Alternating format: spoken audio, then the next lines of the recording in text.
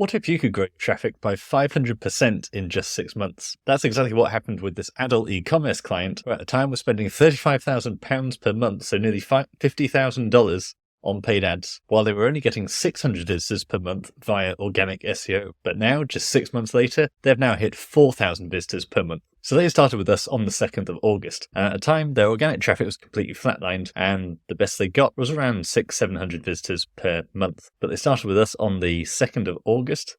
So just here, at which point they were getting 679 monthly visitors, according to the Ahrefs estimate. And then over the following few weeks, we started to see dramatic increases in their traffic, right up to 4,000 visitors a month, with occasional jumps into very high numbers of traffic, when occasionally they would rank for extremely high volume keywords. Now, this is quite a classic e-commerce case study where the main emphasis was on-page content through product descriptions and category pages, but also included some additional steps with some technical SEO fixes and, of course, off-page link building, with the added complication that we were dealing with the adult niche, and therefore that makes outreach slightly more difficult for this particular niche. So to go through exactly what we did, which resulted in this increase from 679 visitors per month on the 2nd of August up to 4,000 visitors on the 13th of February. First, we had on-page technicals. So as we often find with more sort of enterprise level clients, they often go very custom, very bespoke on the theme and the website builds. And even though they were on WordPress, it was still quite highly tailored and developed.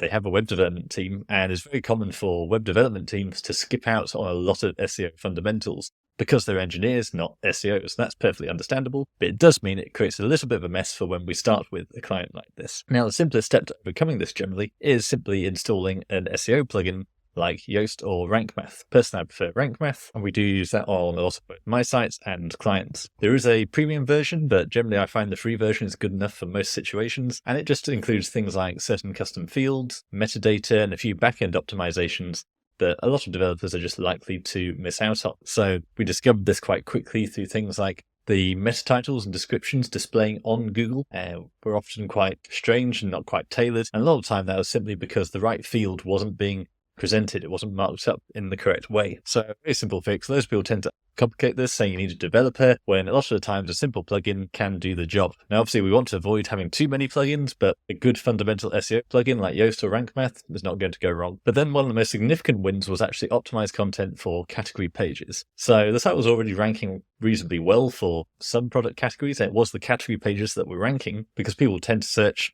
the plural of a keyword, so this particular items. And so it's worth checking the actual search result and seeing, is it individual products that are ranking, or is it category pages? And also, is it long-form blog posts, kind of like traditional affiliate marketing roundup posts, in which case, if you're an e-commerce site, of course, we always recommend you have a blog as well, where you can do the top 10 X for Y, but link to your products rather than affiliate products. So all of those are perfectly valid. But the key thing is for your individual keywords is to go through the search results and work out which of those is really being rewarded, which of those are dominating the top 10. Once you take out, obviously, Amazon, Etsy, those real big hitters. So we can see there's a clear case for category pages. And so as simple as using a tool like Surfer. Surfer is a correlational SEO tool, which basically looks at your top 10 competitors in Google for your individual keyword. So when you install Yoast or Rank Math, those SEO plugins, they're great for a lot of the markup and a lot of the back-end stuff, but ignore what they say about content quality, because they're using basically fixed formulas from 5-10 years ago. So traditionally, I've not checked for a while, but normally Yoast will say write 400 words and use the keyword a few times. Rank Math says something like 600 or 700 words, when the majority of the time, when you perform this kind of analysis, you find most results are around 1,000, 2,000, even 3,000 words long. And you don't just want to use this one keyword a certain number of times. It can differ the amount of frequency you actually need, but also you have all these related entities to include. So Surfer looks at your competitors, creates a recipe based on what's working for them, and it puts all of those keywords down here, as well as questions and answers as well. So you can basically produce the most comprehensive article on the internet. So in this case, on dog training in London, the top competitor had a score of 71.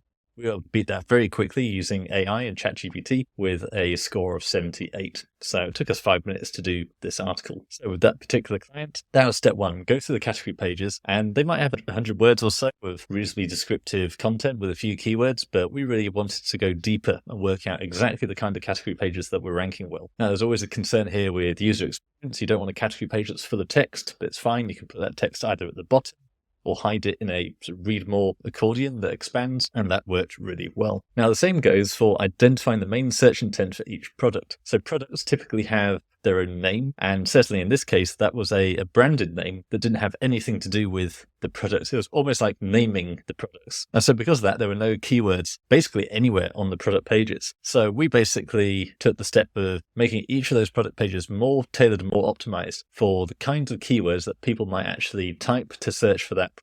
Because this company had taken the step of making Widget X this beautiful name like Raphael, but no one's searching for Raphael. They're searching for Widget X. Therefore, we had to make sure the page for Raphael was fully optimized for Widget X. And that also had a big benefit. Then we also went and built 5 high-quality backlinks per month for this client.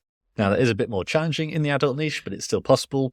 We're reaching out en masse every week to thousands of websites, screening them for quality, and negotiating with the good ones. And basically all the adult niche had was a little bit more pushback from a lot of those webmasters. So a lot of time it did cause a bit of friction. There's a bit more negotiation, but we were operating at such a volume that if we can't negotiate with one, we simply move on to the next one. And these are all sites that passed all our screening criteria to show that these links are really good quality and are going to move the needle for this client. So that includes the basic checks like minimum DR 30, traffic 1000, but also deeper checks like where's that DR actually coming from? What are the backlinks of the backlink that's providing that power, or not, as the case may be? And where's that traffic actually coming from? Is it from the other side of the world, or is it from geographically relevant places for high-value keywords? And then what about the outbound links? Are these links linking out to everyone, or are they concentrating that power on much fewer outbound links? In which case, our client was able to get much more power. So actually, 5 links a month is very much our starter plan. It's really not a high volume, and yet you're able to see the kind of increase we were able to get with that combination of really high quality content and a small but sustained volume of high quality backlinks. And just a few other issues we faced with this particular client were kind of issues where basically when you've got a big e-commerce site with lots of categories and lots of products, it's very easy to basically tag and categorize your products, but in multiple different categories. So you basically end up reproducing, having the same product appearing in all these different hierarchies when your search results, your archives are basically dynamically generated from that. And so that can cause complications with Google. So there's a lot of cleaning up involved, basically trying to make sure we don't have the same products appearing time and again and trying to focus them into just a few categories rather than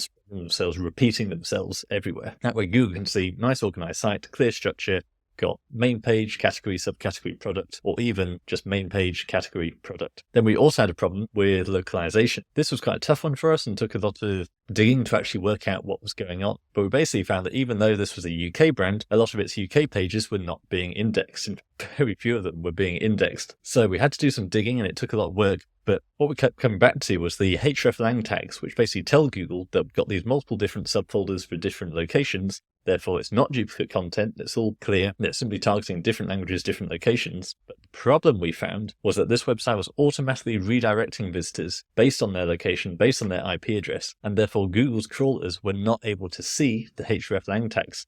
So therefore, it was only indexing the US version. So, of course, we then felt very stupid. Why did it take us so long to think about that when you look at most e-commerce sites and they immediately hit you with that banner of where are you in the world, we'll send you to your local store.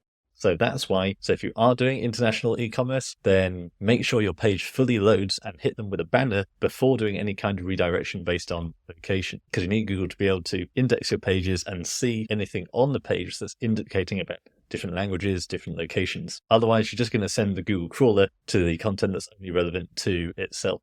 Overall, a really interesting case study. And I think it's so interesting. This doesn't always happen, but I really love the fact we've got this clear inflection point where everything was flat. And then as soon as this company started with us, the traffic was just taken off. And these little spikes have been really interesting. We don't normally get that, but that's because generally with websites, we're targeting quite niche, long-tail keywords. But there are a few really big, broad keywords that once we started work with this website, every now and then it would start ranking for one of these massive keywords, which would create a blip in the Ahrefs traffic graph. Now, we're not really optimizing for that keyword, but it could be quite exciting if, as this website's authority improves, they might actually be able to break out into the mainstream and rank for this really broad, massive, universal keyword rather than just staying niche. But I think this is a classic example where generally in marketing, it is quite good to start off with paid ads if you just want to start growing fast, start getting people on board and selling products. But of course, longer term, you want to focus on profitability. And so it's amazing seeing how many businesses just stay in the state of spending a huge amount of money every month on ads